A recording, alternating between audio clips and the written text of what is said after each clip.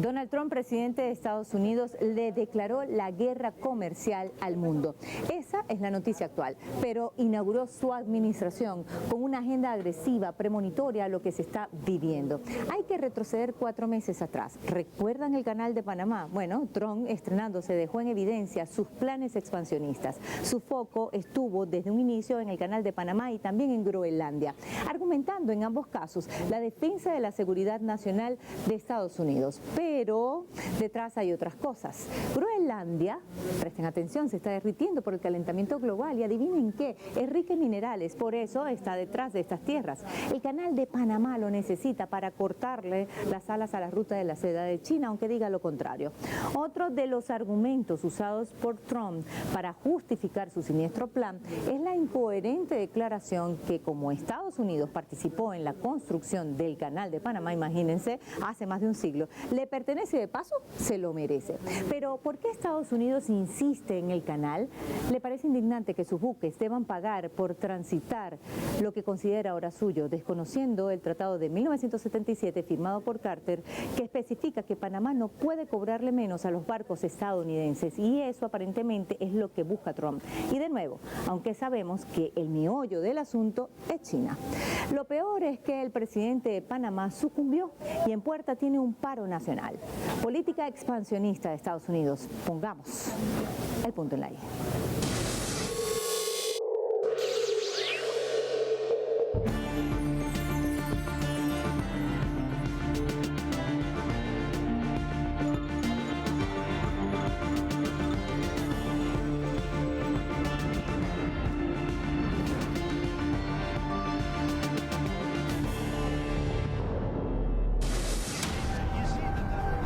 Donald Trump se inauguró como presidente de Estados Unidos, haciendo planes de embargo sobre tierras y vías marítimas que no le pertenecen a su país, pero que desea mantener bajo su dominio, en un flagrante intento de reconstruir la economía estadounidense a expensas de los recursos y bienes de las naciones que cataloga como suya, como es el caso de la disputa entre Washington y Panamá por su puerto comercial internacional.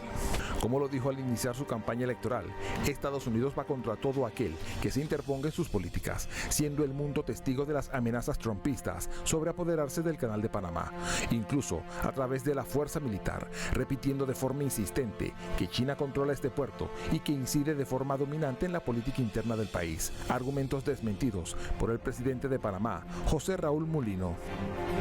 Bajo toda esta presión, Mulino ha cedido a la injerencia de Washington, incluso retirando al país de importantes acuerdos como la ruta de seda con China y otros pactos bilaterales. Pero lejos de suavizar su discurso y acciones contra Panamá, Estados Unidos endurece su postura, imponiendo un 10% de aranceles a productos importados desde la nación, violando tratados de libre comercio, sin dejar de lado el incumplimiento al pacto de neutralidad acordado con el país centroamericano en 1977. La evidente guerra comercial declarada generó un efecto rebote en la economía panameña, pues según economistas, estas medidas también recaerán en el consumidor común, impactando directamente en la capacidad de consumo. En paralelo, Estados Unidos también recibe un duro revés de sus políticas económicas, registrando caídas en sus mercados financieros. En medio de este contexto, organizaciones de Panamá denunciaron que Estados Unidos utilizan el pretexto de fortalecimiento de seguridad para establecer bases militares que avanzan a una remilitarización del territorio panameño, induciendo al detrimento de su soberanía. A esto se suman las denuncias por la presidencia del ministro de Defensa de Estados Unidos en Panamá y repudian la actitud entreguista del gobierno de Mulino. Esto evidencia las intenciones expansionistas de Donald Trump y sus deseos de dominio mundial, que más allá de construir un mundo pluripolar, representa un arma de doble filo, incluso para Estados Unidos. La preocupación de Donald Trump se sustenta en la falsa narrativa del control chino en el peaje comercial, quienes presuntamente manejan aranceles y tarifas menores a cambio de inversiones en suelo panameño. Pero eso es problema de Panamá. Al mismo tiempo, Trump considera que es una pérdida de hegemonía en los países que son el patio trasero de Estados Unidos. ¿Y a quién le delegó retomar el canal de Panamá? A su secretario de Estado de Estados Unidos, Marco Rubio, enemigo declarado de América Latina. Estados Unidos tiene la obligación, según el tratado, de proteger el Canal de Panamá si es atacado. Esa obligación, según el tratado, tendría que ser aplicada por las Fuerzas Armadas de Estados Unidos, en particular por la Armada de Estados Unidos. Me parece absurdo que tengamos que pagar tarifas para transitar por una zona que estamos obligados a proteger. El autor estadounidense David McCullough le llamó la gran empresa, y es que el Canal de Panamá representó para el imperio norteamericano la mayor apuesta económica emprendida en el siglo XIX, un símbolo de su capitalismo pionero, de socios, una obra que coronó su hegemonía en los mares, una hegemonía que hoy está en decadencia. Todo el expansionismo norteamericano del siglo XIX y le compró la Luisiana a Francia, antes le había comprado a España la Florida, le compró a Rusia Alaska y le robó a México 2.200.000 kilómetros cuadrados. Trump viene de los efectos de la globalización y del neoliberalismo salvaje que vuelve desesperado a sectores, y como en los tiempos de Hitler y de Benito Mussolini, se van detrás del outsider que salga. Y Estados Unidos ha comenzado ya un ciclo descendente de pérdida de poder a nivel internacional, lo cual, lejos de apaciguarlo, lo ha transformado en un animal mucho más feroz y mucho más dispuesto a hacer todo lo que sea necesario hacer para mantener una situación que es insostenible. Ha ido cambiando de morfología, ha adoptado nuevos instrumentos. Lo que se discute ya no es si Estados Unidos está en declive o no, sino la velocidad de este proceso de declinación. Desde el expansionismo del siglo XIX, la doctrina Monroe y la del destino manifiesto, Panamá y su canal han sido clave en la voracidad para mantener esa hegemonía, o en todo caso, retrasar su caída. Nosotros seguimos siendo vistos por los Estados Unidos como su posición para cuidar su patio trasero en Sudamérica. Y eso es lo que se refiere Donald Trump.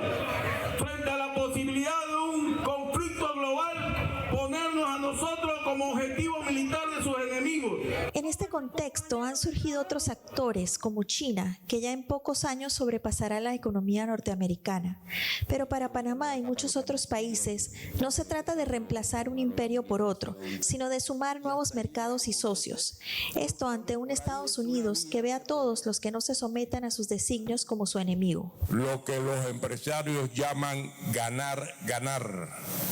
Este aspecto de nuestras relaciones con China, despojado de los prejuicios, le puede interesar a un sector empresarial. Hay otros que por supuesto estarán prejuiciados y creerán que el mundo nada más depende del reloj que hay en Washington. No se han percatado de los cambios profundos que hay a nivel planetario. En realidad fueron las declaraciones de Molino los que abrieron esto, porque Molino dijo que la frontera sur de Estados Unidos estaba en Darién. Lo dijo hace un mes atrás y lo volvió a repetir en esta semana, con lo cual es una muestra tal de servilismo que Trump dijo, no, ese es un empleado mío, así que voy por todo. Estados Unidos en declive. Y eso es importante, porque a esta generación le está tocando vivir un momento en donde se deben establecer condiciones para un mundo de respeto, de equidad, de justicia que se le está negando. El gobierno de Molino pretende contrarrestar los ataques de Trump a través de concesiones y negociaciones bilaterales, negando incluso compartir la estrategia con los propios panameños, que sí exigen una hoja de ruta que busque apoyo internacional, que apele a la dignidad, la soberanía y la autodeterminación de los pueblos. Pero para entender un poco más esta polémica historia debemos comprender la base del Tratado de la Neutralidad Permanente y el funcionamiento del Canal de Panamá. Pues es un acuerdo que permitía que el gobierno de Estados Unidos tuviera presencia allí, justificando la defensa de la nación. Al regresar a la Casa Blanca, Trump vio una ventana abierta para decir que el canal es de ellos. Y por eso muchos panameños lo rechazan, tildándolo de ilegítimo. Entró en vigencia en 1999, pero uno de los negociadores del tratado alega que de neutralidad no tiene absolutamente nada y que no es válido jurídicamente. A esto se le suma que no pasó por la Asamblea Nacional, es decir, detrás de esta negociación existió un oscuro trasfondo de poder, dominio e injerencia militar. El tratado concerniente a la neutralidad del Canal de Panamá entró en vigencia a partir de su transferencia en 1999. Es perpetuo y ya 40 países se han adherido al mismo. Sin embargo, hay varias voces que desde hace años claman ya sea por su revisión o su derogación. Incluso hay quienes lo tildan de ilegítimo y viciado de origen. Como son dos tratados, el Tratado del Canal, que es el único que valía, y el Tratado de Neutralidad, el Tratado de Neutralidad ya feneció el 31 de diciembre del 99. Y ese tratado era lo único válido y legal que hizo los Estados Unidos, basado en la declaración Taft-Kissinger que yo redacté por encargo del general Torrijos y de Juan Antonio Taca. Entonces, por eso yo puedo poner mi mano en la candela cuando yo digo que el Tratado de Neutralidad violó la declaración conjunta Taft-Kissinger, porque eso no está en ninguna parte contemplado, porque yo, consciente de lo que era la neutralidad falsa de los Estados Unidos desde el siglo XIX, yo fui muy claro y muy determinado, y se lo dije a Taft. No, yo no puedo mencionar la palabra neutralidad ni nada que se le parezca, ni ningún rasgo de neutralidad según los gringos, porque todo eso ha sido una gran mentira. Yao alega que el Tratado de Neutralidad no es válido jurídicamente por varias razones. Una de ellas es la perpetuidad, que en el derecho internacional no procede a excepción de los tratados de paz o de fronteras, por ejemplo. Otra razón que se alega es que el documento nunca pasó por la Asamblea Nacional de Panamá para su ratificación. No es de neutralidad, es de una parcial neutralidad, pero lo que sirve es para consagrar el ejercicio del dominio militar eminente de los Estados Unidos y exclusivo de Estados Unidos en América Latina, en Panamá y en todo el mundo.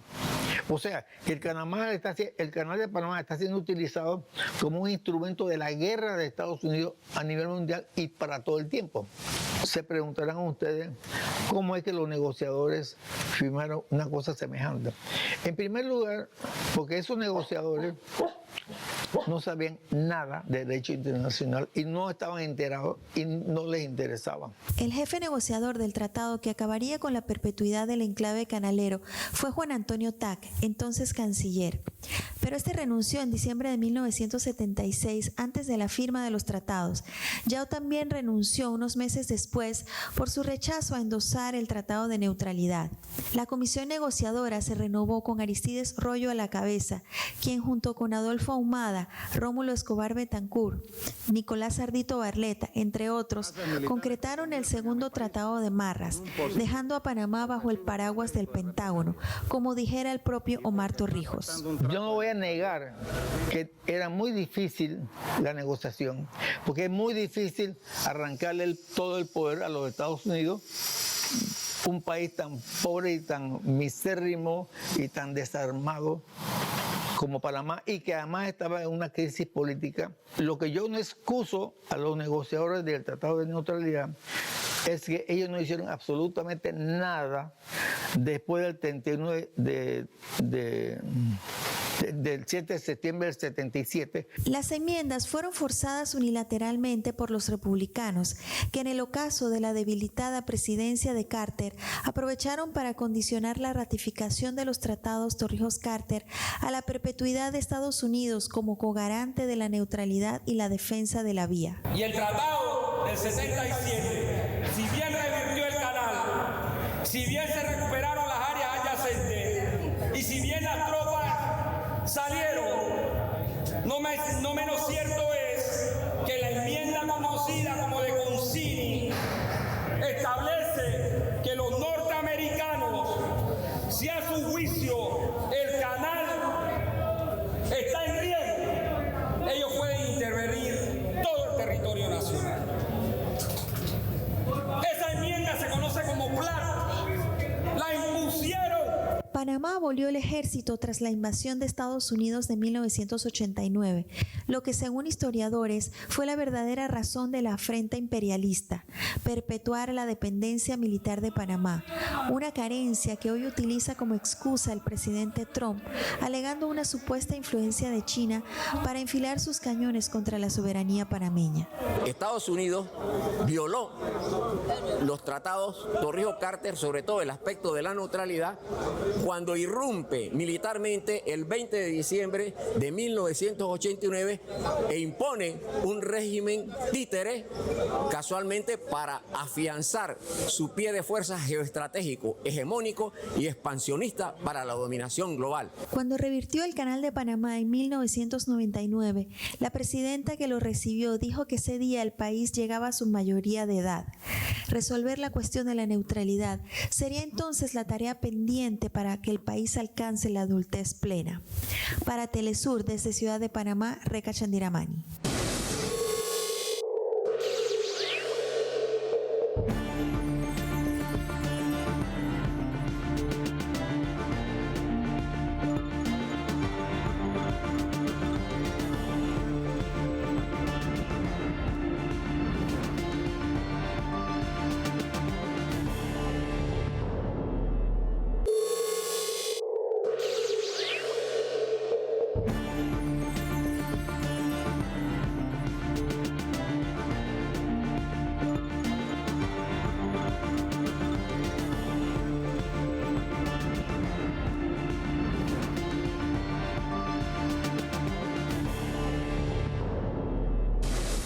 Aunque el Canal de Panamá sigue siendo considerado por las mayorías como una isla de riqueza en un mar de pobreza, el canal es una de las obras de ingeniería más importantes del mundo y ha tenido un impacto significativo en la economía, la política y la sociedad panameña.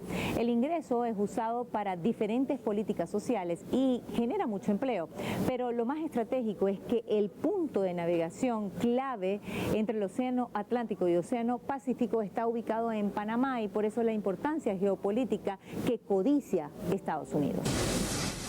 El Canal de Panamá factura en promedio $5.000 millones anuales, aportando directamente al presupuesto estatal unos $27.000 millones desde su recuperación en 1999. Sin embargo, tras 25 años de control 100% panameño, todavía el canal es percibido por las mayorías como una isla de riqueza en un mar de pobreza. Porque hemos pasado de un enclave colonial a un enclave oligárquico neocolonial, que es el que está usufructuando. Frente a ese hecho, los panameños seguimos en la lucha hasta alcanzar que efectivamente el canal esté en función de los intereses nacionales y sociales. En efecto, desde que el canal ha vuelto a manos panameñas y todas las tierras adyacentes que habían sido usurpadas por casi un siglo por los Estados Unidos, no vemos el pueblo panameño en los beneficios de esas tierras. No hemos sido nosotros los panameños que entregamos nuestra sangre, el pueblo panameño, el beneficiado de ese territorio. El canal destina casi la mitad de su facturación a gastos operativos, mantenimiento, salario, reinversión y la construcción de proyectos alternativos como plantas potabilizadoras. El excedente incluso les permitió construir en solo 16 años 2 nuevas esclusas con el triple de la capacidad que tienen las que construyó Estados Unidos hace un siglo. Entonces, ¿dónde está toda esa bonanza económica? Lo que descubrimos es que aquí los empresarios de este país evaden el fisco en $7.800 millones al año. Y entonces lo que pasa es que los recursos que genera el canal, ¿verdad?, no vienen a ayudar a hacer nuevas obras, sino vienen simplemente a tratar de tapar parte del hueco que deja esa corrupción de los empresarios, que es la evasión de los tributos, de los impuestos que tienen que pagar. Por otro lado, historiadores y sociólogos coinciden en el desgaste del modelo transitista que atraviesa el origen mismo del país. Lo que corresponde hacer a Panamá es romper con su dependencia histórica sobre Estados Unidos, porque esa dependencia histórica en términos de política internacional se traduce también en la dependencia de nuestra economía. Por eso Panamá requiere una transformación de su modelo económico, un proyecto de desarrollo nacional que haga que nuestras principales actividades no giren en torno a los intereses estadounidenses. Panamá sin entrar en el fatalismo geográfico, pero que es una verdad, su economía funciona en razón de la explotación de su posición geográfica. Podemos discutir, y está abierta esa discusión, si desde el punto de vista económico debemos depender del transitismo o podemos incursionar en otro tipo de actividades. Esa discusión está planteada. Pero lo cierto es que no podemos suplantar el transitismo sin tener esas alternativas que fortalezcan la economía panameña. Y es en este escenario de crisis climática, tensiones geopolíticas y reacomodos de las placas tectónicas del comercio mundial por la emergencia del multipolarismo que el pequeño país centroamericano tiene varias tareas pendientes. Una de ellas, en efecto, es la defensa de su canal, pero también la redistribución de esa riqueza y la diversificación y construcción de alternativas económicas que rompan su dependencia de modelos y de imperios que van cuesta abajo. Para Telesur, desde Ciudad de Panamá, Reca Chandiramani. Muchos consideran la postura del presidente de Panamá vergonzosa. Al principio fue muy tibia, luego trató de defender el canal de Panamá diciendo que cada metro cuadrado pertenecía al país. Trató de darle explicaciones a Washington que China no estaba administrándolo, que en cualquier caso es la decisión soberana de Panamá, y finalmente sucumbió. Panamá se consolidó como una república con el enclave estadounidense atravesado. A partir de allí, el país se ha consolidado por su estratégica posición geográfica, pero siempre con la cuestión de la soberanía en el centro de la lucha. Aún así, las élites que han gobernado históricamente hace 35 años han sido más que complacientes con los Estados Unidos. Algunos incluso critican a Trump por meterse con un socio cooperador. Cabe preguntarse entonces, ¿cómo llegamos aquí? Y esta ofensiva que ha lanzado el señor Trump es parte del programa histórico vengativo de la ultraderecha norteamericana, que quiere retomar el control del canal de Panamá y proyectar una imagen de fuerza de Estados Unidos a nivel mundial en el contexto de esta situación en la que Estados Unidos ve declinar su posición hegemónica a nivel mundial producto del desarrollo del mundo multipolar. Para algunos, el gobierno panameño también tiene una cuota de responsabilidad. Los darienitas, en nombre de los mestizos, a nombre de los negros darienitas, a nombre de los emberá, de los bonán, de los nave bucle y de todos los que habitamos Darién, que deje de seguir repitiendo que la frontera donde comienza Estados Unidos está en Darién. ¡No! Vienen imponiendo sus decisiones literalmente, y este gobierno las acepta de manera callada y de manera como agente de títere de los Estados Unidos. Acordémonos que todos los partidos y políticos corruptos que nos gobiernan y nos han gobernado durante 35 años son producto de la invasión norteamericana, y por eso actúan como títeres de los Estados Unidos. Así que Estados Unidos no nos va a librar de los corruptos, nos va a cambiar unos corruptos por otros corruptos. Por parte en específico de nuestro presidente, ¿cómo ha tenido unas contradicciones alrededor del año? Porque si antes él tenía una opinión sobre el comercio con China, hoy en día él repudia el pasado que tuvimos en conexión con Varela, sacándose los trapos sucios, pues, limpiándose las manos básicamente, lo cual es una posición bastante cobarde, diría yo. Él habla de retomar la soberanía, de mantener una soberanía, más a la práctica no se ha visto que él ha tenido la determinación de mantener la posición de Panamá firme en no hacer ningún tipo de negociación. Otros piensan que esta coyuntura podría aprovecharse para corregir errores del pasado. Ese tratado de neutralidad tiene que ser revisado y eliminado. Nosotros no tenemos que tener por qué mantener en nuestro país una presión militar, su amenaza de cualquier pretexto aquí en los Estados Unidos. Por lo tanto, eso no corresponde, y es lo que le correspondería a un gobierno como este, tratar en momentos como los que estamos viviendo, llegar a un consenso con el pueblo nacional para fin de evolucionar más allá de ese tratado y crear las condiciones plenas de una soberanía libre de cualquier tipo de intervención norteamericana en nuestro país. Los dos principales usuarios del canal son Estados Unidos y China. China y el comercio entre ambos, lo que explicaría la sed de Trump de volver a asegurar su influencia en la puerta de entrada de China a América, utilizando cualquier excusa. Por otro lado, el potencial de la plataforma logística, aún no explotada por Trump, también es codiciado por el capital norteamericano desde hace mucho tiempo. También podría tratarse de consolidar una base norteamericana en el Darién, como de hecho ya avanzó el secretario de Estado Marco Rubio en su reciente visita a Panamá, junto con la aceptación de migrantes de otros países.